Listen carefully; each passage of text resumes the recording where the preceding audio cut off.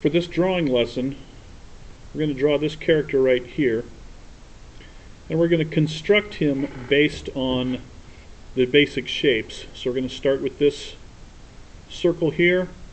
We're going to draw his spine, his shoulder blades where they'll go, his hips, his chest, shoulders, etc. And I'll describe what's going on as we do it. Please remember to draw this on your final, the full size of the page. I'm going to go ahead and start about here. One of the things that I teach in this class, if you're using a mechanical pencil, extend the lead out quite a ways. If I wrote or drew with this lead like this, in most instances the lead will break. Extending the lead out like this enables you to focus on drawing lightly, because one of the things you want to do is you want to draw as lightly as possible. Remember that I don't want you to erase the construction lines, so that I can see that you've constructed this the way that I've been teaching in class. So begin with the circle here. The next part of his feature is his jaw down here. So we're going to draw his jaw here. And if you notice, I'm drawing it slightly larger than the example here. The next thing I'm going to do is I'm going to extend his backbone, or his spine, and notice how it has an S curve to it, sort of a backwards S curve. I'm going to go ahead and thicken it up by just doubling up the line. If you can hold your pencil like this or like this, that's okay, but as I teach in class, the better way to hold it is like this when you're first learning. I do that so that you draw lightly, so that it's really easy to erase the lines later on. Or, in the case that I'm doing here, I do it so that I can see your construction lines to make sure that you're constructing this and not just copying it from here. So again, his shoulder blades are about here, or I should say his shoulder bone. I'm going to draw a large circle right here, about half the size of his head, and another one here for his two shoulders. The reason we're constructing this, as I've said on numerous occasions in class, is so that you can change the position of the character, and I'll explain that on the next video. This arm comes down and then goes up, and notice that this part of his arm has one bone and this one has two. So we're just going to do a straight line here and then make it a little bit thicker. You can't see it really well, but the end of this bone actually goes like this. So if you've ever seen a skull and crossbones flag, the Jolly Roger, that's how this bone is constructed. You can see it a little bit better here on this one. Also notice that this bone is slightly angled, so we're going to angle it out this way. And again, do two lines. Try and make it about the same length as that one, but it's going to be a little higher on the page because it's angled. And then again, we're going to do the split bone like this. Then we're going to draw two bones here for his arms. Since this one's going up, we're going to draw two bones this way.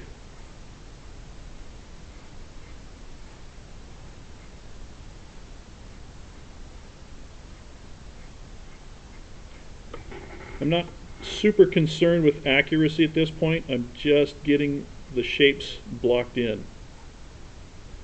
And then at the end of both of his wrists here, since he's wearing gloves, we'll do an oval shape there and an oval shape here. I'm also not super concerned that I'm matching it exactly. My proportions are a little bit longer than they are in this drawing. I just want you to get a feel for the shapes here, and we'll worry about proportions later. Then do a square shape here for the palm of his hand. Draw his thumb like this. And then there's where his glove is here. Comes over the top. And goes down like this. Do the same thing here. Draw a square shape for the palm of his hand, or in this case the back of his hand. And then in this case his glove wraps around like this. You can see this is where the palm of his hand would be, and this is where his gloved fingers are. I'm not sure if this artist drew it like this so that he could save time in having to draw all the bones in the hand, but that's the way it is on here. For his hips, it just looks like a teacup. So we're going to draw teacup shape. There's a line across here, almost like underwear.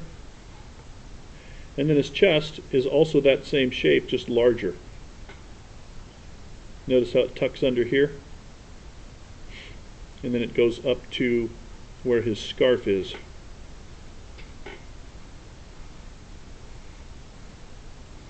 Again, we'll work on the exact proportions in a later drawing. I just want you to get the basics here. His legs are shaped very similar to his arms. Also notice that there's these two rings here and here and here, and there's another one here. So at all of the places where his features come out, we're going to draw these rings. So there's one there's one here, and there's one here. And again, I've got it slightly overlapping where his hand is. Don't be super concerned with that. Just make sure that you get the basic shapes down. So I'm going to bring his legs down here, and I'm actually going to make his legs a little bit shorter because, as you can see, I'm running out of space on the paper here because I didn't draw them high enough. Do that same shaped bone, again referencing the Jolly Roger flag. And also this one is slightly angled this way also, just the same way his arm is. It's okay to make mistakes. Please do not erase anything. If you erase things, I can't see how it was constructed, and I can't help you with your drawing. Even though they're hidden by his boots, go ahead and draw two bones here, because this goes down into from his knees down into his feet. And then we're just going to draw two rectangles for the shoes, but make sure that it tapers a bit, meaning it's almost V-shaped. And then where his foot is here on the front, where his toe is, it's just a half circle.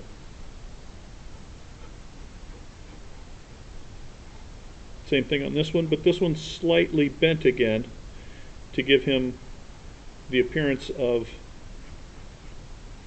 leaning more on one foot than he is on the other. Oh, just broke the lead because I was pushing too hard. So that's the basic shapes of this particular character. Next thing we're going to do is we're going to start putting in some of the details.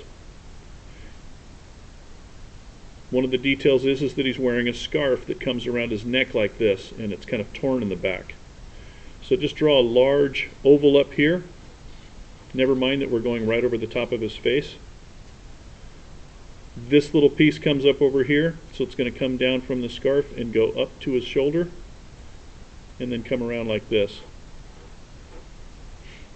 It actually goes under this shoulder piece here, and then comes up over the top of his shoulder here, around here, and then inside here you can see where the tears are, or the torn, shredded sort of look to his scarf. As long as you have the features, I'm not super concerned with it being exactly like this one.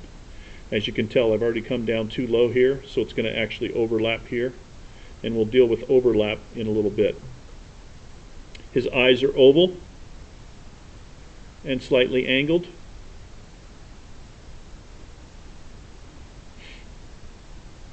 His nose looks like an upside down heart, and one of the heart pieces is a little bit smaller than the other because his head is slightly turned that way. So it's almost a 3/4 view. Then he's got 2 cheekbones on either side of his nose. Draw his cheekbones in here and here. His mouth comes down here, so we're going to go a little bit there. Notice how I angled it just slightly. Bring this straight across. Make him look like he's grinning. And then he's got 4 teeth. So we're just going to put 4 teeth in there. And then his jaw is just an L. I extended it out a little bit too much, but that's okay. I'm not super concerned with those types of details at this point. But it's going to come over here to the end of where we drew our original rectangle. And then from this side of his mouth, again I extended it out just a little bit. Bring it up to where his jaw or his cheekbone is. Bring it over to the cheekbone, and this is the part of his cranium that's the side of his head. So that's what your basic drawing should look like. The only other details are he's got an insignia on his chest here, which is sort of like what officers wear in various military images. This is their medals. So these little shapes represent the medals. And then he's got 3 rectangles here. And I've drawn them a little bit lower than they actually are. Again, I'm not super concerned with specific details at this point. I just want to teach you how to construct your cartoons. A couple of eyebrows. And then we're ready for some of the finished pieces on here. I'm going to end this video here. I'd like you to take a picture of this with your phone before we continue on to do the next step where we're darkening everything in. That way I can see that you've constructed it before you've actually started darkening in the features.